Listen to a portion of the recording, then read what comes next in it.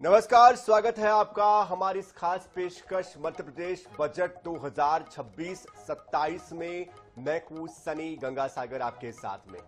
तो बजट आज पेश किया गया है मध्य प्रदेश का। मध्य प्रदेश के वित्त मंत्री और डेप्यूटी सीएम जगदीश देवड़ा जी ने ये बजट पेश किया है और डॉक्टर मोहन यादव सरकार का ये तीसरा और बतौर वित्त मंत्री जगदीश देवड़ा का 7वां बजट है।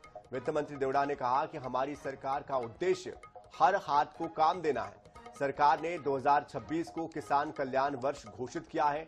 पीएम फसल बीमा योजना के लिए 1299 करोड़ और सीएम कृषक उन्नति योजना के लिए 5500 करोड़ रुपए का प्रावधान किया गया है।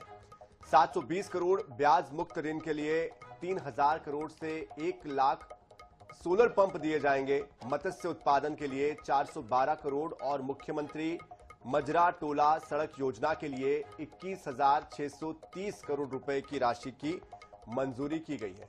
श्रम विभाग को 1335 करोड़ का प्रावधान प्रस्तावित है, जबकि जनधन सुरक्षा बीमा अटल पेंशन योजना में करोड़ों रुपए का पंजीयन करने की बात कही जा रही है। पंजीयन दर्ज है इसमें। वित्त मंत्री आगे कहते हैं कि ये पीएम के सपने को साकार करने वाला बजट है। हर नारी को न्याय हमारी सरकार का उद्देश्य है। हम देश के तीसरे युवा प्रदेश हैं।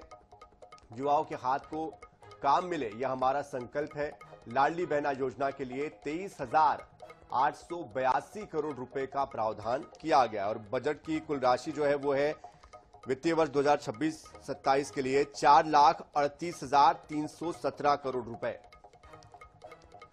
तो देखिए, बजट वित्त मंत्री ने पेश किया। लगभग 1.5 घंटे का उनका ये बजट भाषण था, जिसमें उन्होंने बताया कि किस मद में क्या करने वाले हैं। तो बड़ी बात एक बार फिर से आपको बता देते हैं जो इस बजट में सामने आई है। जल जीवन मिशन के लिए 4,454 करोड़ रुपए, लाडली बहना योजना के लिए 23,882 करोड़ रुपए, पीएम आवास के लिए 6,850 करोड़ रुपए, जी राम जी के लिए 1,428 करोड़ रुपए का प्रावधान। ठीक उसी तरह सड़क की मरम्मत के लिए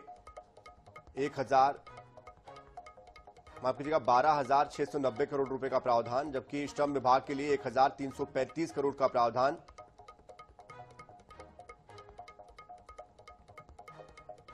तो प्रदेश में औद्योगिक आईटी पार्क के विकास करने के लिए 19,300 एकड़ जमीन भी आरक्षित की गई है। पिछले 2 सालों में राज्य को 33 लाख करोड़ के निवेश प्रस्ताव मिले हैं, जो रोजगार सृजन में मील का पत्थर साबित होंगे। तो ये प्रस्ताव मिले हैं दरअसल, और 33 लाख करोड़ के प्रस्ताव अगर भविष्य में सौदे गठबंधन में तय होते हैं, यानी कि अगर समझौता हो जाता है, एमओयू जो है वो वास्तविक डील में कन्वर्ट हो जाता है, तो इससे एक बड़ा फायदा प्रदेश को मिलेगा। लेकिन आपको ये भी बता दें कि जिस तरह से बजट पेश किया गया है, इस बजट में लाडली बहना को सबसे ज्यादा प्रमुखता के साथ स्थान दिया गया है। सबसे बड़ी जो राशि है वो लाडली बहना के मद में दी गई है।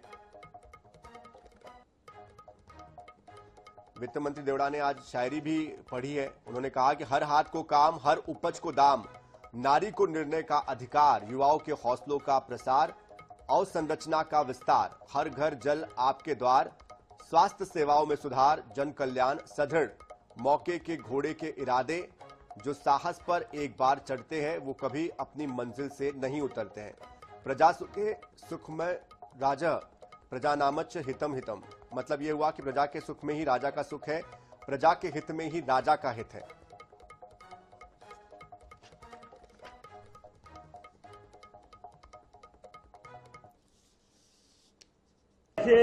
आपके सबकी जानकारी के लिए दोबारा बताना चाहूंगा, हमारा बजट पिछले बार 4,21,000 करोड़ का था। इस वर्ष 4,38,300 करोड़ से ऊपर का है। लेकिन हमारे द्वारा जो वित्त की लिमिट है, मात्र 72,000 करोड़ का कर्जा लिया था, और 72,000 के कर्जे के आधार पर भी हमने अपने उस क्रम के आधार पर जो 4,21,000 करोड़ का हमारा पिछला बजट था, अब बताइए, जो वो पूरा कर्जा बता रहा है वो 1 साल का नहीं है, वो जब से मध्य प्रदेश बना है 1956 से, तब से चली आने वाली परंपरा है। उस परंपरा के बलबूते पर हमारे पास तो ली गई राशि से हम उसको पूंजीगत व्यय में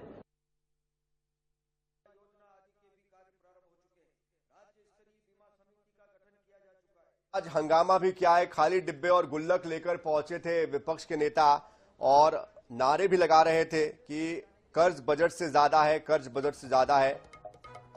4,94,000 लाख करोड़ रुपए का कर्ज है। 4.94 लाख करोड़ रुपए भी से आप कह सकते हैं। इसके विरोध में ये हल्ला हंगामा हुआ, जबकि बजट की जो राशि है वो 4,38,300 करोड़ रुपए की है।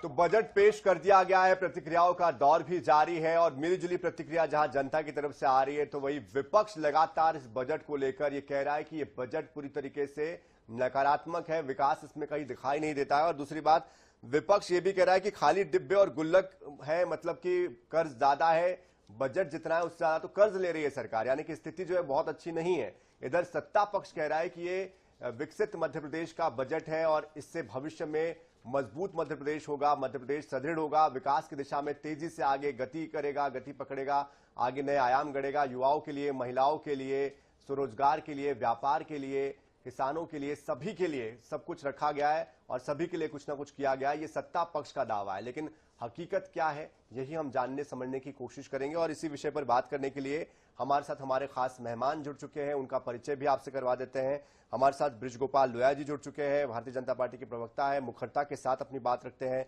डॉक्टर शिम्पी अग्रवाल है, कांग्रेस की नेत्री है, तर्कों के साथ, आंकड़ों के साथ अपनी बात वो रखती है। बहुत स्वागत है आप दोनों का ही।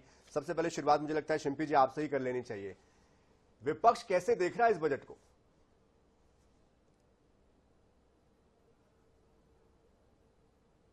कहती है कि 2007 में जहां हमारे ऊपर कर्ज लगभग 52,000 करोड़ का था, 20 वर्षों के अंदर 10% की वृद्धि से अब ये जो कर्ज है मार्च 26 तक 5,31,000 करोड़ तक ये पहुंच जाएगा। रेवेन्यू सरप्लस की बात कर रही है प्रदेश सरकार। अगर रेवेन्यू सरप्लस है तो पहली बात इतना कर्ज क्यों है? दूसरी बात, रेवेन्यू सरप्लस में 0.07% से 0.04% की गिरावट देखी गई है। अगर हम केंद्रीकृत करके हिस्से की बात करें तो 7.85% से गिरकर हम 7.35% के ऊपर आ चुके हैं, जो सीधा सीधा 2,314 करोड़ के नुकसान की बात करता है। और आगामी 5 वर्षों में लगभग 75,000 करोड़ की कमी हम देखेंगे। ये कहते हैं कि हमने टैक्स कुछ भी नहीं लेके आया इस बजट के अंदर, लेकिन जो इतने सारे इनडायरेक्ट टैक्सेस के बर्डन आपने मध्य प्रदेश की जनता पर डाल रखे हैं उस पर बात क्यों नहीं करते हैं? आप प्रॉपर्टी टैक्स की बात करिए, वो बढ़ गया है। आप जो यूजर के टैक्सेस हैं उनकी बात करिए, वो बढ़ गया है। अगर आप देखेंगे स्मार्ट मीटर का बर्डन जबरदस्ती डाल दिया गया है। जो हमारी तीनों बिजली वितरण कंपनियां हैं वो लगभग 70,000 करोड़ के घाटे में चल रही हैं। 10% बिजली की दरों में उन्होंने इजाफे के प्रस्ताव को सरकार के सामने रखा हुआ है। आप मिल्क कैपिटल बनाने की बात करते हैं, लेकिन आज अगर हम दुग्ध उत्पादक किसानों की ही बात देख लें शिल्पी जी आगे आएंगे इस पर, हम बारी बारी से बात करते हैं। अभी पहले तो प्रतिक्रिया मैं आपसे चाह रहा था संक्षिप्त में, उसके बाद हम आगे इस पर और डिटेल में बात करेंगे। पहली प्रतिक्रिया क्या है बजट देखने के बाद? देखिए, पहली प्रतिक्रिया यही है कि जब हमारे बजट की जो राशि है उससे ज्यादा हमारा कर्ज है, तो सीधी सी बात है कि मध्य प्रदेश के लिए ये विकास का रोड मैप नहीं है, ये सिर्फ एक कर्ज का दस्तावेज है। ना इससे महिला कल्याण, युवा कल्याण, कृषि कल्याण, सामाजिक कल्याण कुछ भी नहीं होने वाला है। बजट तो आप हर साल लेकर आते हैं, लेकिन जब तक धरातल के ऊपर ये बजट उतरता नहीं है तब तक मध्य प्रदेश की जनता को इससे किसी तरह का कोई लाभ होने नहीं वाला है। सनी जी, ये स्पष्ट बयान है कांग्रेस पार्टी का। और साथ ही हमने ये कहा था कि मंत्री विजय शाह, राजेंद्र शुक्ला जी और कैलाश विजयवर्गीय जी का इस्तीफा लिया जाए, लेकिन ऐसी कौन सी मजबूरी है हमारे मुख्यमंत्री महोदय की कि वो इसके ऊपर कार्रवाई करने से बच रहे हैं? ये चाहे नगरीय निकाय हो, चाहे सड़क के लिए। ठीक है, मुझे लोया जी के पास भी जाना है। लोया जी, विकसित मध्य प्रदेश का बजट इसे बताया जा रहा है, जरा आप ही बता दीजिए। विपक्ष तो कह रहा है कि बजट बिल्कुल भी आम लोगों के लिए नहीं है, इसमें कुछ भी नहीं है। आपकी तरफ से कहा जा रहा है कि बहुत अच्छा बजट है, सबके लिए सब कुछ रखा जा रहा है, फिर समझ क्यों नहीं पा रहा है विपक्ष? नहीं सनी जी, मैं आपको एक विनम्रता से पहले तो बधाई दूंगा माननीय जगदीश देवड़ा जी को कि उन्होंने मध्य प्रदेश, विकसित मध्य प्रदेश का जो लक्ष्य माननीय मुख्यमंत्री डॉक्टर मोहन यादव जी का है उसके अनुरूप का बजट लेके आए। दूसरा बधाई इस बात की कि एक भी नया कर नहीं लगेगा और कोई भी कर की दर नहीं बढ़ाई जाएगी। तीसरी जो सबसे महत्वपूर्ण बात है, जो माननीय वित्त मंत्री जी ने जहां से अपना भाषण प्रारंभ किया कि जनता की उन्नति में ही राज्य की उन्नति है और जनता के सुख में ही राज्य का सुख है, तो हम उस बात को आधार मानकर इस बजट को उन्होंने प्रस्तुत किया। अब प्रश्न आप करते हैं कांग्रेस पार्टी का, तो आपने कहा था कि हम सेकंड राउंड में इस पर डिटेल अलग अलग विभागवार चर्चा करेंगे, मगर आप एक कांग्रेस का पूरा आचरण देखेंगे तो वो सिर्फ इतना दिखाई देता है कि सिर्फ हंगामा करना कांग्रेस का मकसद है और भाजपा की कोशिश है कि ये सूरत बदलनी चाहिए। ये जो आज का बजट है उस पर ये सबसे संक्षिप्त प्रतिक्रिया हो सकती है। आप मुझे एक बात बताइए कि बिना आपने किसी निवेश की चर्चा नहीं कर रहे हैं कि किस तरह 83,000 करोड़ तक हमारा पूंजीगत निवेश पहुंच गया है, किस तरह गरीब कल्याण के लिए काम हो रहे हैं, किस तरह से कृषि को लाभ का धंधा बनाने के लिए काम हो रहा है, ये सब काम हुए हैं। कल हमने पहले उसका जो दृष्टि पत्र था वो रखा, आर्थिक सर्वेक्षण 2026, और इसके बाद आज हमने वो बजट प्रस्तुत किया कि 2026 से 27 तक का क्या रोड मैप है, 32 तक का क्या रोड मैप है और 2047 का क्या रोड मैप है। हम उस तरह से नहीं है कि बिना किसी विजन के और बिना किसी मिशन के केवल एक दस्तावेजी काम करते रहे। आज माननीय जगदीश देवड़ा जी ने आधुनिक, विकसित, आत्मनिर्भर मध्य प्रदेश का रोड मैप रखा है। वो मध्य प्रदेश जो देश की अर्थव्यवस्था में दूसरे राज्यों की तुलना में बेहतर कंट्रीब्यूट कर रहा है। आज बजट पर भी गर्व है, माननीय मुख्यमंत्री जी की मंशा पर भी गर्व है, और मध्य प्रदेश के किसानों ने, युवाओं ने और नारी शक्ति ने जिस तरह मध्य प्रदेश को विकसित बनाने में अपना सहयोग और समर्थन दिया है उस पर भी गर्व है। चलिए, तो गर्व का बजट ये बता रहे हैं, लेकिन जिस तरह से आंकड़े हैं जरा उस पर भी हम आना चाहते हैं। 20,000 करोड़ रुपए का लगभग अनुपूरक बजट लेकर आ रहे हैं और इसमें सबसे ज्यादा जो राशि की है, जरा इस पर भी हम चाहते हैं कि शिंपी जी आप बात करें कि लाडली बहना को जो राशि दी जा रही है, मैं आंकड़ा भी एक बार बताने की कोशिश करता हूं। 23,882 करोड़ रुपए लाडली बहना योजना पर खर्च होने हैं, यानी कि बजट का एक सबसे बड़ा क्रूशल हिस्सा इस योजना पर खर्च हो रहा है। इसकी जरूरत क्यों महसूस होती है? जी, इसकी जरूरत इसलिए महसूस होती है क्योंकि जब हम महिला श्रम की हिस्सेदारी की बात करते हैं तो उसको भाजपा बढ़ा नहीं पा रही है, महिला सुरक्षा की बात करते हैं तो इसको भाजपा बढ़ा नहीं पा रही है, हम महिला girl child drop out rate की बात करते हैं तो इसके ऊपर भाजपा काम नहीं कर पा रही है। आप देखिए, जो महिला कल्याण का बजट आया है, अगर हम लाडली बहना को छोड़ दें तो उसके अलावा जितनी स्कीम्स इसमें इंक्लूडेड होती हैं ये जेंडर न्यूट्रल स्कीम्स होती हैं। लेकिन आप ये बता दीजिए, क्या आप महिलाओं को सुरक्षा इस बजट के माध्यम से प्रस्तावित कर पाएंगे? अनुसूचित जाति जनजाति की महिलाओं के जो केसेस हैं वो हमारे देश में सबसे सर्वाधिक होंगे, क्या आप इसको नियंत्रित कर पाएंगे? आप बालिका छात्रावासों की स्थितियां देख लीजिए। आज हालत ये है सनी जी कि वहां पर जो छात्राएं रहती हैं वो बिना स्कूल प्रबंधन को बताए, बिना वो कलेक्ट्रेट कार्यालय शिकायतें करने पहुंच जाती है। न भोजन की व्यवस्था है, न शौचालयों की व्यवस्था है, न पानी की व्यवस्था है, अधीक्षकों के पद खाली पड़े हुए हैं, वहां पे सिक्योरिटी गार्ड्स नहीं है। अगर छात्रावासों में 50% मतलब 50 सीट्स अगर हैं तो वहां पर 70 से 80 बालिकाएं ठूसी जा रही हैं छात्रावासों के अंदर। साथ ही आप ये देख लीजिए कि जो हायर सेकेंडरी है वहां पर जो girl child drop out rate है वो 20% है, उसको अभी भी ये सरकार कंट्रोल नहीं कर पा रही है। आप बता दीजिए, क्या महिला कल्याण के बजट से सिलेंडर 500 रुपए में देना आप स्टार्ट कर देंगे? आंगनवाड़ी की आशा कार्यकर्ताएं जो है वो लगभग 21 सूत्री मांगों के साथ में हड़ताल पर बैठी हुई हैं, आप उनके लिए जो है उनको वेतन तक तो दे नहीं पा रहे हैं। तो महिला कल्याण में आपको जो लाडली बहना को डीबीटी के माध्यम से प्रावधान करना पड़ रहा है, ये तो आपकी मजबूरी है, क्योंकि स्किल डेवलपमेंट में आप कोई काम नहीं कर पा रहे, रोजगार में आप कोई काम नहीं कर पा रहे, सुरक्षा में आप कोई काम नहीं कर पा रहे, तो आप कंप्लीटली एक फेल्योर हैं। उसके अलावा अगर आप कृषि क्षेत्र में देख लीजिए, आपकी स्क्रीन पे फ्लैश हो पॉइंट पर रहा आते है हैं। लेकिन शिंपी जी, मैं ये सवाल पूछना चाह रहा हूं कि ये जो लाडली बहना को पैसे दिए जा रहे हैं, आप इसके पक्ष में हैं, इसके विरोध में हैं? क्या आप इसका स्टैंड कांग्रेस का क्या है इसको लेकर?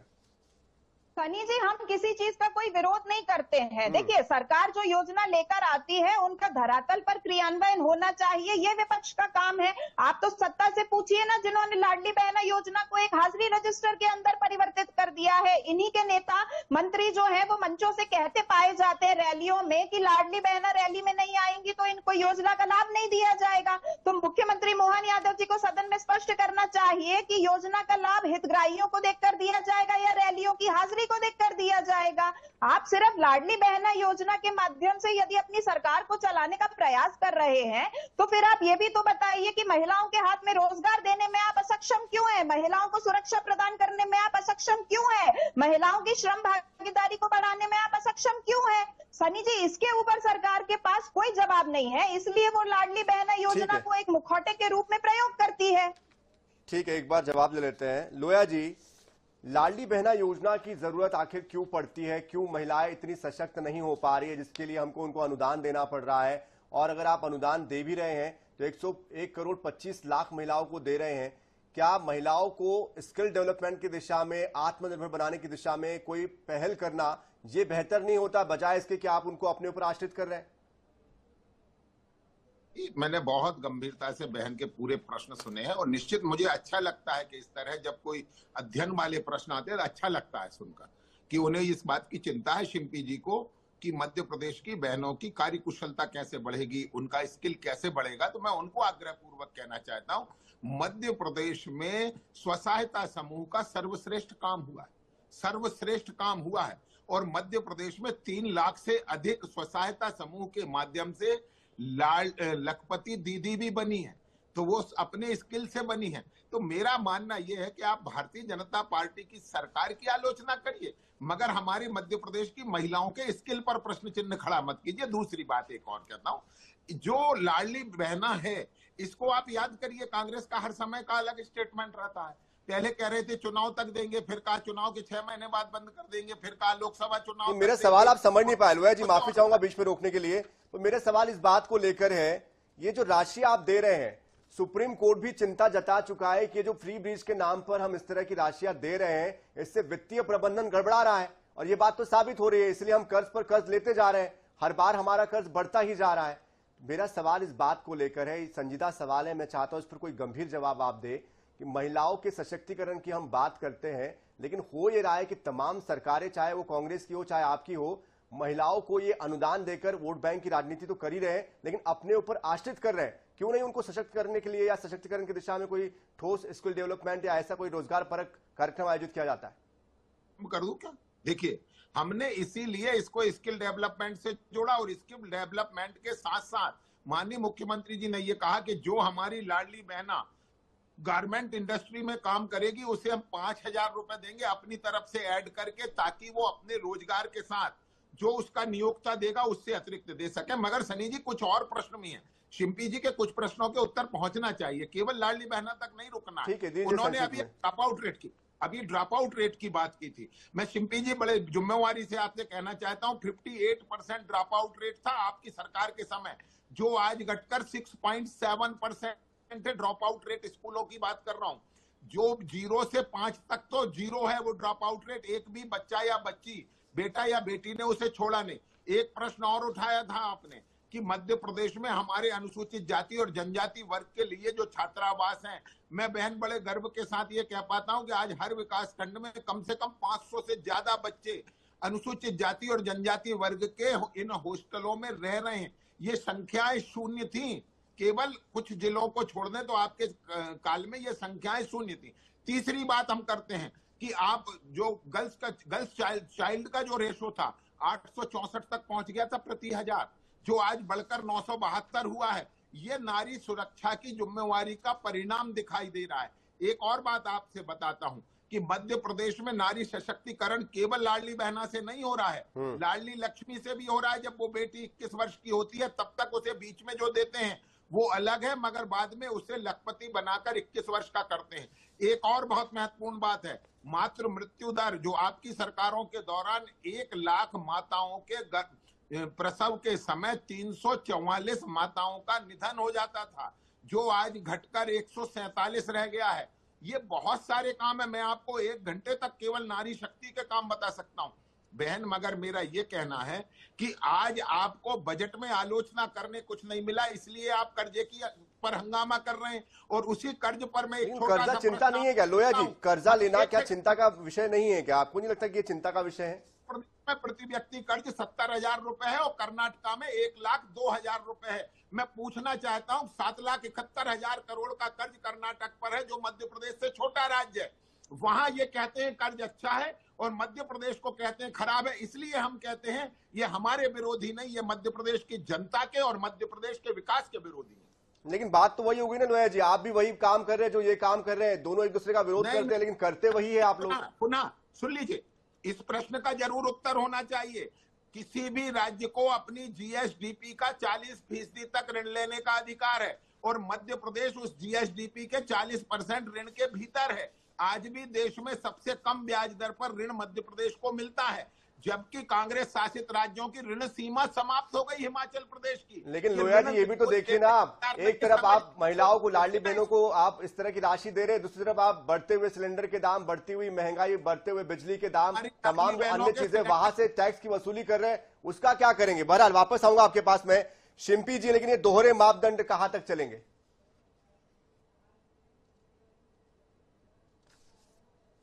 शिम्पी जी आपसे बीच में मैं रोकूंगा आपको माफी के साथ। इस बीच जगदीश देवड़ा जी प्रतिक्रिया दे रहे हैं बजट को लेकर, उनके पास चलते हैं, क्या वो कह रहे हैं।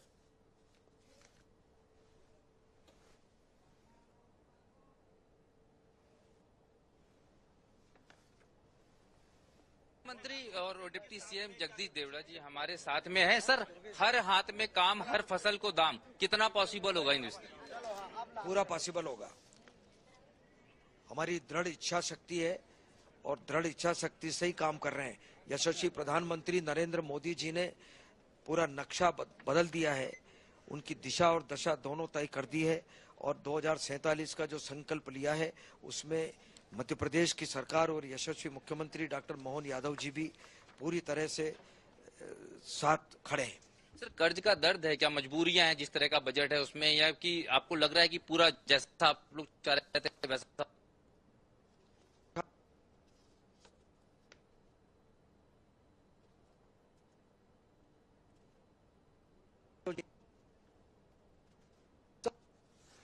और जब देखते हैं अगर कमी आती है तो फिर हम नेक्स्ट उसमें सप्लीमेंट्री बजट आता है, प्रथम आता है, द्वितीय आता है, तृतीय आता है, व्यवस्थाएं हैं, संवैधानिक व्यवस्था है, उसको हम पूरा करते हैं। एग्रीकल्चर ईयर है तो पूरा आपने उस पर ज्यादा फोकस किया। किसान कल्याण वर्ष घोषित किया है, यह अपने आप में बहुत बड़ी बात है। पहले उद्योग वर्ष घोषित किया था, तो अभी भी मुझे लगता है कि सरकार पूरा काम कर रही है। विपक्ष जो आरोप लगा रहा है कि कर्ज में डूबा हुआ है, बैलेंस भी अपने गिरेबान में झांक करके देखे, केवल विचलित होकर के बात करने से नहीं काम चलता है।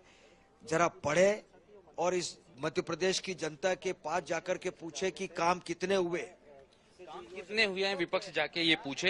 ये कहना है वित्त मंत्री जगदीश देवड़ा का, और निश्चित रूप से कहीं ना कहीं ये तस्वीर बता रही है कि उनका कहना है, दावा यही है कि कर्ज जो है उससे कोई प्रभाव इस बजट पर नहीं पड़ा है। कैमरामैन सनी के साथ अनुराग मालवीय, 24x7 भोपाल। तो विपक्ष को अपने गिरेबान में झांकने की नसीहत दे रहे हैं वित्त मंत्री। कितना प्रभाव पड़ा है अपने बजट से, वो बता रहे हैं कि कैसे बजट से कोई फर्क नहीं पड़ने वाला है, कर्ज से कोई फर्क नहीं पड़ने वाला है जनता पर। शिम्पी जी अपनी बात पूरी कीजिए। मैंने सवाल किया था आपसे कि एक तरफ आप कर्नाटका में और आपके राज्य शासित जो भी राज्य है वहां पर इस तरह की योजनाओं के जरिए लगातार आप कर्ज बांट, महिलाओं को पैसे बांट रहे हैं। ऐसे में ये जो स्थितियां हैं आपके राज्यों की भी बहुत विकट है कर्ज की, तो आप इनको कह रहे हैं, तो पहले आपको नहीं लगता कि आपको खुद के राज्यों में सुधार करने की जरूरत है? देखिए सनी जी, भारत के जितने भी प्रदेश हैं वहां की जो सरकार होती है संवैधानिक ढांचों के अनुसार वो सारी सरकारें डबल इंजन की सरकार होती है। लेकिन ये बहुत दुर्भाग्यपूर्ण है कि भारतीय जनता पार्टी की केंद्र सरकार सिर्फ उन्हीं राज्यों के ऊपर ध्यान देती है जहां पर भारतीय जनता पार्टी की राज्य सरकारें। और लोया साहब जैसे गंभीर प्रवक्ता को यदि कर्नाटक की आड़ लेनी पड़ रही है तो ये तो बहुत दुर्भाग्यपूर्ण है। बजट मध्य प्रदेश का आया है तो विपक्ष यहीं के बजट पर तो चर्चा करेगा। और ये जो कह रहे हैं कि कांग्रेस के समय में कैसा होता था, तो लोया साहब 23,000 करोड़ के बजट में और 4,38,000 करोड़ के बजट के अंदर अंतर होता है। आप ये देख लीजिए आप विभिन्न योजनाओं की बात कर रहे हैं। प्राथमिक शिक्षा का जो ड्रॉप आउट रेट है वो अलग है और हायर सेकेंडरी एजुकेशन का girl child drop out rate अलग है। उसके अलावा अगर महिला बाल विकास मंत्रालय की बात करूं तो उन्होंने मध्य प्रदेश को एक हाईली बर्डन स्टेट घोषित किया था। कुपोषण हो, एनीमिया हो या मातृ मृत्यु दर हो, वो आज भी मध्य प्रदेश के लिए एक चिंता का विषय बना हुआ है। छात्रावास की समस्याओं के ऊपर आप कुछ नहीं बोलते हैं, आप सिर्फ लाडली बहना योजना की आड़ लेने ठीक है, हमारे पास और भी सब्जेक्ट है, उन पर भी जाना है संक्षिप्त में इस विषय पर मैडम। हाँ, तो सनी जी आप कृषि क्षेत्र पर भी आ जाइए। आप ये देख लीजिए कि आज जी आप कृषि क्षेत्र की बात कर लीजिए। देखिए तारबंदी जो है आज वो किसानों के लिए एक बहुत बड़ी समस्या बनी हुई है, जिसके ऊपर राज्य सरकार कुछ नहीं बोलती है, न सेंट्रल बजट में न स्टेट के बजट में। आप अगर देखेंगे तो प्रति एकड़ अगर उन्हें हाथ से तारबंदी करनी है तो 80,000 से 1.5 लाख का खर्चा आता है। सोलर तारबंदी करनी है तो 2.5 लाख 2 लाख का खर्चा आता है। इस पर क्या राज्यव्यापी योजना है सरकार के पास में? आप मिल्क कैपिटल की बात करते हैं लेकिन किसानों की आयों पर बात नहीं करते, एमएसपी के ऊपर आप बात नहीं करते। आप सोलर पंप आपकी स्क्रीन पे फ्लैश कर रहा था, आप अभी देखिए 90% की कैसे ठगी निकल कर आई है, जहां 20% सोलर पंप में देते हैं और 70% किसानों के ऊपर आप लोन का कर्ज डाल देते हैं। उसके अलावा अगर आप सोयाबीन की बात कर लीजिए, हम सोयाबीन स्टेट है इस देश का, लेकिन आप ही के केंद्र सरकार की जो एमएसपी थी 5,380 रुपए की, आप वो नहीं दे पा रहे। बाजार भाव मध्य प्रदेश में देखेंगे तो 3,000 से 3,500 तक पर गया है सनी जी। और इनकी जो भावांतर योजना थी वो एक फ्लॉप योजना निर्धारित हुई। आप प्रधानमंत्री फसल बीमा की बात कर लीजिए तो केंद्रीय मंत्री शिवराज सिंह चौहान जी को सीहोर जिले से शिकायत मिलती है, जहां फसल बीमा के नाम पर 1 रुपए 2 रुपए का भुगतान होता है। सनी जी ये कितने शर्म की बात है। अगर आप लागत की बात देखेंगे तो 8,000 से 10,000 प्रति एकड़ लागत आती है, और अगर आप रकबे की बात करेंगे तो 23-24 में लगभग 10% का सोयाबीन का रकबा घटा है। और आप उत्पादन की बात करेंगे तो 4% क्विंटल प्रति एकड़ का जो आपका उत्पादन था वो घट के 2.5% पर आ गया है। सिर्फ 2-3% के रकबे के बढ़ जाने से सोयाबीन के जो हमारे किसान हैं उनके घाटे की भरपाई आप नहीं कर सकते। कैलारस की शक्कर मिल पे बात नहीं करते, ग्वालियर की बंद पड़ी शक्कर मिल के ऊपर आप बात नहीं करते, आप गेहूं और धान की एमएसपी पे बात नहीं करते। हमारे किसानों की ये हालत है कि उन्हें आत्महत्या करनी पड़ रही है, आप उसके ऊपर बात नहीं करते हैं। आप गारमेंट इंडस्ट्री पे चले जाते हैं तो आप कॉटन इंडस्ट्री का हाल देख लीजिए। लोहिया साहब से पहले भी हमने डिबेट में ये बात रखी थी, लगभग 40 से 50 गिनिंग मिल्स मध्य प्रदेश में बंद हो चुकी है, गुजरात महाराष्ट्र की ओर अग्रसर कर चुकी है क्योंकि मंडी रेट हमारे यहाँ पर ज्यादा है। आप पांडुरना की कॉटन मिल्स की बात कर लीजिए, जो 11 में से 8 बंद हो गई है, मात्र 2 है जो ठीक है। मुझे लगता है कुल मिलाकर शिल्पी जी जो आपकी बात है उसका लबोलुबाब यही है कि किसानों की स्थिति ठीक नहीं है और किसानों की जो औसत आय जो है वो 10,000 कुछ रुपए पड़ती है मध्य प्रदेश में,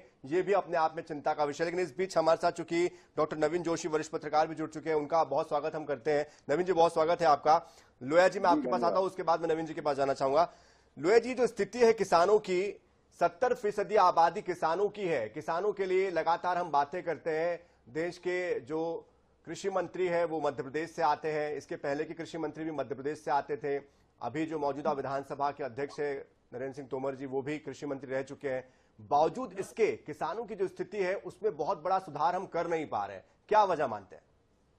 नहीं देखो, पहले तो मैं आपको इस बात को बड़ी जिम्मेवारी के साथ कहता हूं सनी जी कि हम उनकी स्थिति बेहतर नहीं कर पा रहे हैं, इस शब्द को आपको हटाना रहेगा। मैं आपसे दूसरी बात, मैं सर ये बात तो आप गूगल कीजिए ना, आपको मिल जाएगा। विधानसभा के पटल पर, लोकसभा के पटल पर ये आंकड़े पेश किए गए।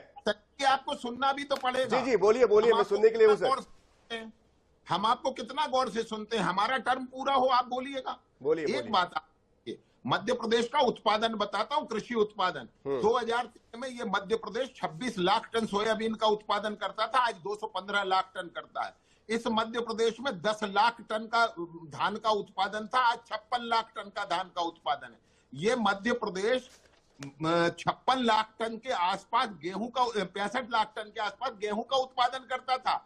आज हमने 229 लाख टन का उत्पादन इसका हुआ और 1,29,000 टन तक का तो हम प्रिक्योरमेंट कर चुके हैं। सवाल इस बात का है कि यह गुणात्मक वृद्धि, और यह गुणात्मक वृद्धि अचानक से नहीं आई है।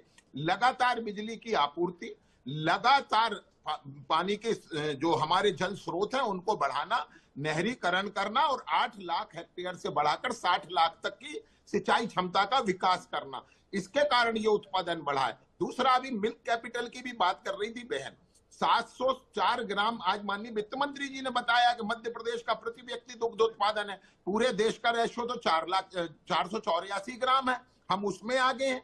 देखिए, मध्य प्रदेश की, कम से कम मध्य प्रदेश के अन्नदाता ने जो किया है उसका सम्मान तो करिए। भारतीय जनता पार्टी है आपके आरोपों को सुनने के लिए। मेरे मध्य प्रदेश के किसानों ने गेहूं, जो हम आयातक राज्य थे उससे हम निर्यातक राज्य बने, और केवल निर्यातक राज्य नहीं बने, 142 देशों को मध्य प्रदेश का गेहूं जाता है। हम धान के आयातक थे, चावल हम बुलाते थे पंजाब और हरियाणा से। आज हम 157 देशों तक मध्य प्रदेश के बासमती की सुगंध जाती है। ये मेरे मध्य प्रदेश के किसानों ने किया है। और मैं फिर से कहता हूं, सरकार केवल उनके सहयोगी की भूमिका में है कि उन्हें समय पर बिजली मिले, पानी मिले, खाद मिले, बीज मिले और उसके बाद बाजार मिले। तो जो हमने बीज से बाजार तक का प्रबंधन किया है, ये उसको हमने ब्याज जीरो, किसान हीरो की घोषणा की। और आज मैं वित्त मंत्री जी को धन्यवाद देता हूं, उन्होंने किसानों पे कर्ज के लिए 25,000 करोड़ का एलोकेशन किया है। सनी जी, आप सुनेंगे तो आपको आश्चर्य होगा, 2003 तक ये 700 करोड़ हुआ करता था, जो आज बढ़कर 40,000 करोड़ से ज्यादा हो गया है। जीरो ब्याज दर पर किसान को मिलने वाला ऋण। एक बात और कहता हूं, 1 लाख सोलर पंप केवल इस वर्ष के हैं ये। इसके पहले मध्य प्रदेश में 2 लाख सोलर पंप लग चुके हैं। ये किसान को सीधे लाभ देने वाली चीजें हैं। एक बात और है कि मध्य प्रदेश के किसानों की चिंता किसने की? किसान, नारी और युवा कभी इस देश की राजनीति के केंद्र में नहीं रहा। मैं धन्यवाद देता हूं माननीय नरेंद्र मोदी जी को कि जिन्होंने किसान, युवा और नारी को राजनीति के केंद्र में लाने का काम किया है। आज जो लोग केवल बातें कर रहे हैं, उनकी बातों से काम नहीं चलेगा। और यदि आपने काम किया होता 65 वर्षों तक, तो आज हमसे अपेक्षा ना कर रहे होते, आप अपने काम गिना रहे होते। और मैं फिर से कहता हूं, कांग्रेस की सम्मानित प्रवक्ता शिंपी जी, आप हमारे काम की 100 आलोचना करिए, मगर 2 काम अपने भी बताइए, जरूर बताइए। 16 आप मौका ही तो नहीं दे रहे काम करने का। 20 सालों से सत्ता में तो आप ही बैठे हुए हैं। क्या होगा बता दीजिए। 10 साल की दिग्विजय सिंह की सरकार, लाल बोरा की, बताइएगा। आप उनको काम करने का मौका देंगे तब तो वो काम करेंगे। 20 सालों से सत्ता में आप बैठे हुए, तो सवाल इसलिए आपसे ही पूछे जाएंगे। चलिए, मुझे नवीन जी को लाना है, बहुत देर से वो इंतजार कर रहे हैं। नवीन जी, पहली प्रतिक्रिया आपसे चाहते हैं कि आप बजट को कैसे देख रहे हैं, आपका। देखिए सनी जी, मध्य प्रदेश का जो बजट है वो उसी अवधारणा को लेकर के साकार कर रहा है, जो उस पर, जिसको शॉर्ट फॉर्म में ज्ञान कहते हैं, उसको इस बार इन्होंने मध्य प्रदेश में ज्ञान ही शब्द दिया है। गरीब कल्याण का जी, युवा का वाई, अन्नदाता का ए, नारी शक्ति का एन, ये अभी तक बजट का प्रारूप था। इसमें 2 आई और जोड़ दिए इस बार के बजट में, इंफ्रास्ट्रक्चर और इंडस्ट्री। तो सरकार का फोकस जो है इंफ्रास्ट्रक्चर और इंडस्ट्री पर आ गया है। और जो अभी आपने देखा होगा, 2 साल का जो सरकार ने एक उत्सव भी मनाया और 2 साल की अपनी रिव्यू भी की थी, उसमें भी खास करके इंडस्ट्री पर फोकस हो गई है सरकार। तो जो अभी मैं सुन रहा था, किसानों की भलाई के लिए तो काम किए हैं, वो तो अपनी जगह है, लेकिन इस बार सरकार का फोकस इंडस्ट्री की तरफ भी हुआ है। क्योंकि ये बात मान के चलिए कि मध्य प्रदेश में उद्योग घरानों की बहुत हालत नाजुक है, और उस पर यदि सरकार अब काम करेगी तो युवाओं को भी काम मिलेगा, उद्योग यदि आते हैं तो किसानों के लिए भी फायदेमंद होता है। तो अब सरकार ये तो जो जगह जगह पर जो इन्वेस्टर मीट कर रही है, क्षेत्रीय जो इन्वेस्टर मीट हो रही है, और इसके आधार पर यदि बजट में 2 बार इस बार आई जोड़े गए हैं, तो ये ज्ञानी बजट जो आया है, मुझे लगता है कि इसको थोड़ा पॉजिटिव लेना चाहिए। ठीक है, कमियां तो रहती है, सरकार चलाते हैं तो कमियां तो रहेंगी, और विपक्ष का काम है कमियों को बाहर करना। लेकिन मुझे ऐसा लगता है कि पहले अभी कुछ समय सरकार ने तो इतना दिया है विपक्ष ने, तो थोड़ा समय और देना चाहिए, क्योंकि ये अभी कोई चुनाव वर्ष तो है नहीं। तो इसलिए ये मिड काल है, ये मतलब मध्य काल है सरकार का। तो इसमें यदि कुछ बजट में खामियां भी है तो दिखेंगी, सामने आएंगी, मतलब उसको जमीनी हकीकत में आने देना चाहिए। लेकिन आप नवीन जी बता रहे थे कि इंडस्ट्रियल ग्रोथ पर फोकस कर रही है सरकार, इंफ्रास्ट्रक्चर पर फोकस कर रही है, उद्योग समिट किए जा रहे हैं। उद्योग समिट के बारे में पढ़ रहा था, तो मुझे बताते हुए बड़ा दुख होता है कि इतने उद्योग समिट सब कुछ हो चुका है, लेकिन एमओयू का जो कन्वर्जेशन रेट है वो 10 से 11% है, और ये एक बड़ा चिंता का विषय हो जाता है। देखिए, सरकार के प्रयास पर अभी बात कर रहे हैं हम। जरूरी नहीं कि ये सब काम होते हैं तो उनके उसका मतलब रिटर्न भी आता होगा, क्योंकि आप ये देखिए कि काम करने की दिशा में शुरुआत तो की है। आप जब सड़कों की बात करते थे तो लोग ये कहते थे कि मध्य प्रदेश में जाना है तो सड़कें इतनी खराब है चारों तरफ से, काम शुरू हुआ, भले ही कांग्रेस की सरकार के लास्ट में शुरू हुआ, इलेक्शन वो हार गए, लेकिन फिर सड़कों पर जब काम शुरू हुआ तो आज मध्य प्रदेश में सड़कें कितनी बेहतर स्थिति में है। शहरी क्षेत्र की सड़कों की बात न करें, लेकिन जो हाईवे है, लेकिन इस बार कितने सड़कों के अच्छे लिए अच्छा बन गए। बजट रखा गया है। 12,690 करोड़ रुपए का प्रावधान मरम्मत के लिए रखा गया है। और आप ये देखिए कि लगातार सरकार इंफ्रास्ट्रक्चर पर यदि काम करेगी तो इंडस्ट्रियां वैसे ही आ जाएंगी। ये इन्वेस्टर समिट करने का जो उद्देश्य है उसका पीछे ये होता है कि हम आमंत्रित करें, हमारे पास क्या है ये बताने के लिए सरकार कोशिश कर रही है। अब उसका इम्प्लीमेंटेशन 10% हो रहा है, ये खेत का विषय भले हो सकता है, लेकिन सरकार के प्रयासों में कमी नहीं होना चाहिए। और मैं समझता हूं कि ये ही समय होता है शेषव काल में, यदि मध्य प्रदेश सरकार यदि अभी अभ्युदय की योजना पर बात कर रही सरकार के, यदि मध्य प्रदेश अभ्युदय, मतलब मुझे लगता है इतने साल बाद अभ्युदय का यदि कुछ प्लान आ रहा है तो अच्छी बात है, करने दीजिए। चलिए, प्रयासों का महत्व ये आप कहना चाह रहे हैं, प्रयास करना बहुत जरूरी है, ये आपका कहने का उद्देश्य है। लेकिन शिंपी जी, औद्योगिक क्षेत्र आईटी पार्क के विकास के लिए 19,300 एकड़ की जमीन सरकार आरक्षित कर रही है और 2 सालों में राज्य को 33 लाख करोड़ के निवेश के प्रस्ताव भी मिले हैं, जिससे कि रोजगार सृजन की दिशा में एक बड़ा कदम इसे माना जा रहा है। विपक्ष क्या सिर्फ और सिर्फ नकारात्मक तौर पर आलोचना करने के हिसाब से ही सारी बातें सोच रहा है या कुछ पॉजिटिव दिखाई दे रहा है?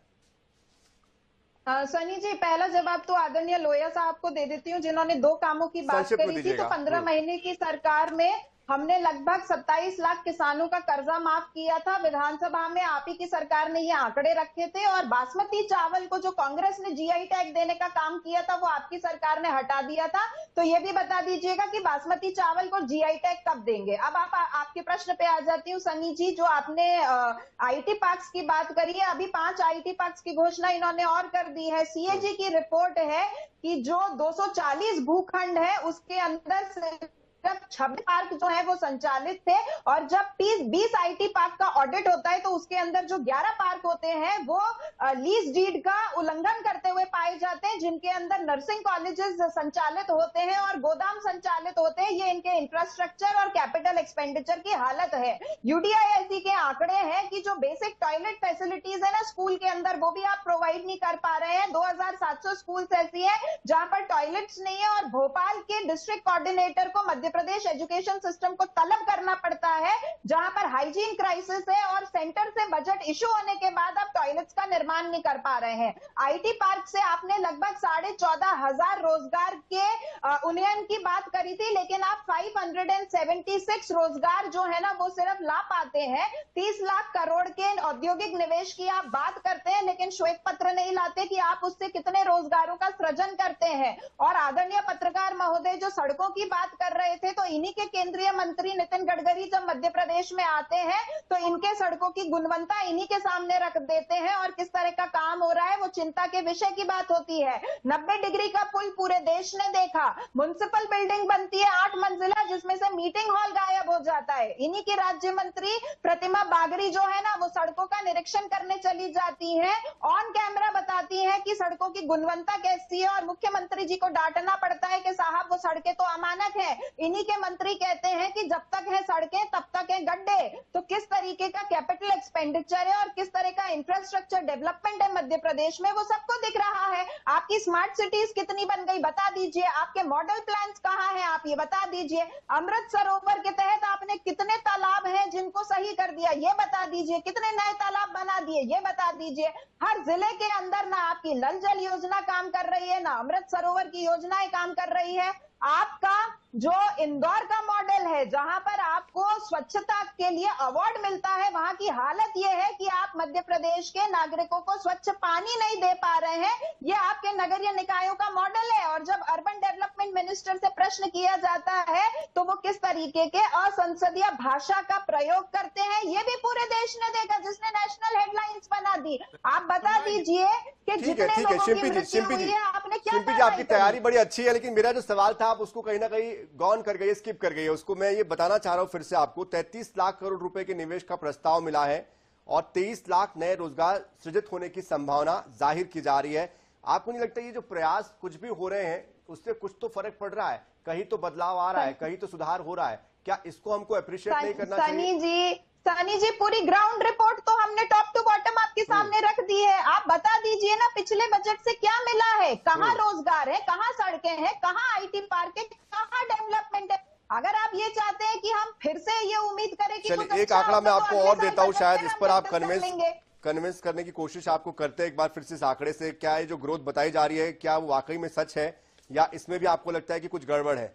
2024-25 में जो प्रति व्यक्ति आय है वो 1,52,615 रुपए बताई गई है, और जो कि इस बार और बढ़ गई है। और इस बार का जो आंकड़ा है वो भी मैं आपको बताने की कोशिश करता हूं। इस बार ये आय और बढ़ गई है, हालांकि आय अब भी कम है क्योंकि राष्ट्रीय आय भी बहुत कम है, और जब हम बात करते हैं चौथी इकोनॉमी की उस हिसाब से ये और ज्यादा चिंता का विषय हो जाता है। 1,69,050 रुपए ये अनुमानित है आने वाले समय के लिए 25-26 के हिसाब से कहा जा रहा है।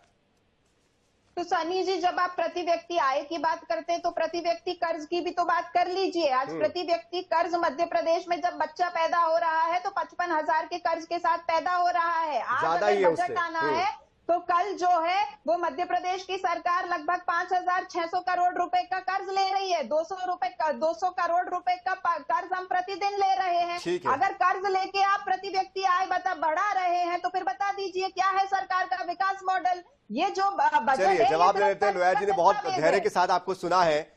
लोया जी, आकांक्षी युवाओं की भी याद मुझे आ रही थी, लगभग 25 लाख कुछ संख्या है उसकी आकांक्षी युवाओं की, और आकांक्षी युवा कहकर आपने उनको आकांक्षी तो बना दिया, लेकिन उनकी आकांक्षाओं पर कितनी खरे उतर पाएगी सरकार, इस दिशा में क्या ठोस कदम उठाए जाएंगे, और साथ ही संक्षिप्त में शिंपी जी के सवालों के जवाब। देखिए, मैं पहले तो आपका प्रश्न का जवाब दे देता हूं कि मध्य प्रदेश के युवाओं में आज आकांक्षा है, यही हमारी सरकार की उपलब्धि। 2003 तक की आपको इस परिस्थितियां मालूम है। 1956 में ये मध्य प्रदेश बना था, और मध्य प्रदेश में 1956 में 600 मेडिकल की सीट थी, जो 2003 तक 600 ही रही। ये इसलिए लोगों को आकांक्षा नहीं थी। हमारे काल में इसलिए आकांक्षी है कि 2003 में जब 600 थी और आज 2026 में हम और आप बात कर रहे हैं सनी जी, तब 9,000 मेडिकल सीटों पर काउंसलिंग होगी इस बार। तो ये समझने का विषय है कि किस तरह आकांक्षाओं को जन्म दे रहे हैं, हम उनको इस लायक बना रहे हैं वो नौजवान आकांक्षा तो कर सके। एक और बात है, शिंपी जी ने अभी एक बड़ा महत्वपूर्ण सवाल उठाया। उन्होंने कई बार जल्दबाजी में आप भूल कर जाते हैं कि आपकी सरकार बनी थी 15 महीने तो जीआई टैग दे दिया था मध्य प्रदेश की बासमती धान को। नहीं, पहले जीआई टैग दिया था लोयर साहब, जो आपकी सरकार हटा दिया था। 15 महीने में नहीं बोला हमने। देखिए, आपके बीच में नहीं बोलता तो आप नहीं बोलना चाहिए। दूसरी बात, जीआई टैग के लिए मध्य प्रदेश के पूर्व मुख्यमंत्री और आज देश के कृषि मंत्री माननीय शिवराज सिंह चौहान जी, उन्होंने व्यक्तिगत रूप से अपने पिता को उसमें पक्षकार बनाकर मुकदमा लड़ रहे हैं, जिससे चेन्नई हाई कोर्ट से फैसला होकर आया है और माननीय सुप्रीम कोर्ट में लंबित है। उसकी लड़ाई तो केवल मध्य प्रदेश तो लड़ ही रहा है, मगर उसके साथ साथ भारतीय जनता पार्टी लड़ रही है। मैं एक बात और पूछता हूं सनी जी, जो लोग आज बासमती धान के जीआई टैग की बात करते हैं, क्या ये बता सकते हैं कि इनके काल में कभी धान पैदा होती थी मध्य प्रदेश में? मध्य प्रदेश धान स्टेट नहीं था। ये मैं फिर से कहता हूं, समर्थन मूल्य तो आज भी नहीं मिल पा रहा है। जो मूल्य आपने कहा था वो कहां मिल पा रहा है, अभी भी तो उसमें कमी है। अरे देखिए सनी जी, आपको मूल्य नहीं मालूम। आज ही मध्य प्रदेश पूसा बन बासमती धान 17-18 बासमती धान और 11-21 धान बासमती धान का उत्पादन करता है। अभी नेट पे सर्च कर लीजिए, 4450 रुपए प्रति क्विंटल भाव है। यार थोड़ा तो मैं बहुत रूट लेवल आदमी हूँ, जमीन के नीचे भी जानता हूँ। एक और बात है, एमपी जी कह रहे थे कि उनके जो सरकार है, ये हमारे 14,500 रोजगार की बात कर रही थी शिंपी जी। केवल 14,500 नहीं शिंपी जी, उससे और बहुत ज्यादा। ये आईटी इंडस्ट्री आपके काल में कभी नहीं थी। ये भारतीय जनता पार्टी की सरकारों का प्रयास है कि सुपर कॉरिडोर बना और वहां टीसीएस और इन्फोसिस जैसी कंपनियां आई, और उनके आने से मध्य प्रदेश की स्वयं की कंपनियों को भी एक बूस्ट मिला, और आज मध्य प्रदेश में 500 से ज्यादा आईटी कंपनियां काम कर रही हैं और आईटी प्रोफेशनल्स काम कर रहे हैं लाख में। तीसरी एक और बात है, मैं पुनः कहता हूं, हम ये कभी थोड़ी कहते हैं कि ये राम राज्य हो गया, हम सब कुछ कर चुके हैं, अब मध्य प्रदेश को विकास की दरकार नहीं है। मगर मध्य प्रदेश ने जहां से जहां की यात्रा की है, उस मध्य प्रदेश का तो अभिनंदन करिए। गाली खाने हम हैं, उसका तो करिए। मध्य प्रदेश में टूटी फूटी 90,000 किलोमीटर सड़कें थी, आज 6 लाख किलोमीटर सड़कें हैं मध्य प्रदेश में। पढ़ लीजिए ये फिगर सब। ये गूगल करके काम नहीं चलेगा, वास्तविकताओं में आइए। एक और बात मैं आपसे पूछता हूं, आज बजट है, बजट पर बताइए ना कि किस वर्ग को किस अपेक्षा थी और वहां बजट में उसको एलोकेशन नहीं मिला है। आप बात करते हैं, आपने कृषि को अकेले को नहीं, माननीय मुख्यमंत्री मोहन यादव जी ने कहा कि कृषक को अगर हमें सबल बनाना है तो हमें दुग्ध उत्पादन भी बढ़ाना पड़ेगा, मत्स्य उत्पादन भी बढ़ाना पड़ेगा। और मैं धन्यवाद दूंगा जगदीश देवड़ा जी को कि उन्होंने 412 करोड़ रुपए मत्स्य उत्पादकों के लिए भी एलोकेट किए हैं। उन्होंने सब्जी के उत्पादन के लिए, फलों के उत्पादन को बढ़ाने के लिए उसका भी हमने लक्ष्य रखा है और उसको भी बढ़ाने का काम कर रहे हैं। और एक बात फिर से कहता हूं, 7 गुना पिछले 12 वर्षों में 7 गुना फल और सब्जी का उत्पादन मध्य प्रदेश में बढ़ा है। तो मध्य प्रदेश गुणात्मक तरक्की कर रहा है। हाँ, हम फिर से कहते हैं कि विपक्ष को सकारात्मक भूमिका में आना चाहिए। विपक्ष का पूरा अधिकार है कि सरकार अगर कहीं कमी कर रही हो तो वो उसका ध्यान आकर्षित कराएं। मगर सनी जी, आज आपने गौर नहीं किया है, जो बजट भाषण माननीय जगदीश देवड़ा जी ने शुरू किया, तो जैसे ही उन्होंने कहा कि जनता के सुख में राज्य का सुख है, तो कांग्रेस हंगामा करने लगी। और जब जगदीश देवड़ा जी ने कहा कि मध्य प्रदेश में कोई भी नया कर लागू नहीं होगा और किसी कर की दर नहीं बढ़ाई जाएगी, तब भी कांग्रेस हंगामा कर रही थी। तो मुझे तो यही नहीं समझ में आता है कांग्रेस वास्तव में चाहती क्या है। कांग्रेस चाहती क्या है? वो मध्य प्रदेश का कल्याण चाहती है या नहीं चाहती है? मध्य प्रदेश के कृषकों का कल्याण चाहती है या नहीं चाहती है? मध्य प्रदेश के युवाओं का कल्याण, मध्य प्रदेश के जो इंफ्रास्ट्रक्चर है, मध्य प्रदेश के लोगों के ही उपयोग में आएगा और मध्य प्रदेश को आगे बढ़ाने का काम करेगा। अब मुझे समझ नहीं आता है कि ये आप चाहते क्या हैं? आपके पास ना कोई विजन है, ना कोई मिशन है। आज 2 आई माननीय वित्त मंत्री ने जोड़ी हैं कि इंफ्रास्ट्रक्चर और इंडस्ट्री के माध्यम से करेंगे। और सनी जी, मैं आपको बताऊं, पिछले प्रयास हमारे कितने कामयाब हुए हैं कि कटनी में अगले माह से सोने की खदान में उत्खनन भी प्रारंभ होने की संभावना है कि मध्य प्रदेश की सोने की खदान भी नीलाम हुई 121 करोड़ रुपए में। तो मैं ये कहता हूं कि जब आप प्रयास करते हैं तो परमात्मा साथ देता है, जनता साथ देती है और जनता ही जनार्दन है। मैं पुनः बार बार आपसे कहता हूं कि विपक्ष की भूमिका ये नहीं है कि केवल गाली बकिए। विपक्ष की जिम्मेवारी ये है कि जहां सरकार गलत हो वहां उसका ध्यान आकर्षित करिए, केवल गाली मत बकिए, क्योंकि आप सरकार को बकते बकते मध्य प्रदेश को भी गाली देने लगते हैं। ये परंपराएं और इस तरह का विचार ठीक विचार नहीं है। चलिए नवीन जी, आपको लाना चाह रहा हूं मैं, जिस तरह से ये जो बात होती है रोजगार की या इन्वेस्टमेंट लाने की या चहुमुखी विकास की, वित्तीय प्रबंधन को लेकर हम चाहेंगे जरा आप इस पर अपनी बात रखें, क्योंकि कर्जा जो है वो बढ़ता जा रहा है। तमाम विकास की योजनाओं की बात भी होती है और कई तरह की मददें लाडली बहना को दी जाती है, कभी लाडली लखपति जी को दी जाती है, कभी किसानों की बात कही जाती है। जमीन पर क्या असर हो रहा है इसका? वित्तीय प्रबंधन हमारा किस दिशा में जा रहा है? देखिए, लगातार कर्ज बढ़ा है, इसमें कोई तो सामने की बात है, सामने दिखता है। हर साल कर्ज सरकार को हर महीने लेना पड़ता है। और मैंने ऐसा पढ़ा है इस समय के देश की, दुनिया की कोई सी भी इकोनॉमी बिगड़ कर्ज के नहीं चलती। और कर्ज का एक लिमिट होता है। टोटल आपका जो बजट है उसका 3% अधिकतम आप कर्ज ले सकते हैं। तो मैंने अभी तक 3% 4% होता है सर उसका।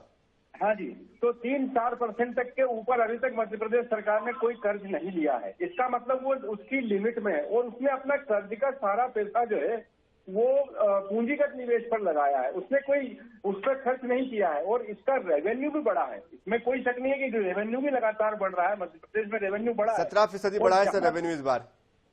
मैं वही कह रहा हूँ कि जब रेवेन्यू बढ़ रहा है और कर्ज तो चलिए योजनाएं हैं उनको लागू करना है, सरकार के पास यदि फंड नहीं होगा तो कर्ज लेना कोई गुनाह नहीं होता। कर्ज लेना, और ये इसकी काउंटिंग भी नहीं होती कि प्रति व्यक्ति कितना कर्ज है। अब यदि बजट को हम देखें तो प्रति व्यक्ति आमदनी जोड़ना पड़ेगी, फिर आपको प्रति व्यक्ति को कितना पैसा मिल रहा है, ऐसा भी कोई बजट को नहीं जोड़ा जा सकता। लेकिन आमदनी में इजाफा उतना नहीं हो रहा ना, प्रति व्यक्ति अगर आय आप देखिए तो बहुत ज्यादा नहीं है। वो भी आमदनी में इजाफा नहीं हो रहा है। क्यों? क्योंकि अभी आपने जैसे कि हर वर्ग की हम जब बात करते हैं, हम युवाओं की बात करते हैं, कृषकों की बात करते हैं, महिलाओं की बात करते हैं। अब सरकार का फोकस जैसे अभी महिलाओं के, लाडली बहनाओं की तरफ है, तो आपने देखा होगा सरकार ने तमाम जगह के बजट को कटौती करके वहां पर दिया, क्योंकि वो एक कमिटमेंट हो गया है। अब हालांकि उसका विरोध भी होता है और हम भी नहीं चाहते कि 6 लाख लोगों के नाम भी कट गए सर उसमें। लेकिन वो ये बजट देना ये अच्छा नहीं माना जाता है जब तक आप उनको आत्मनिर्भर नहीं बनाएंगे। ये जो आप देने की परंपरा जो डाल दी गई है ये सरकारों में उचित नहीं है। लेकिन सवाल ये कि अब चूंकि एक योजना चालू की गई है सरकार के द्वारा, तो उसको कंटिन्यू करना पड़ेगी। उसके लिए सरकार मैनेज करती है, प्रबंधन करती है, वित्तीय प्रबंधन करती है।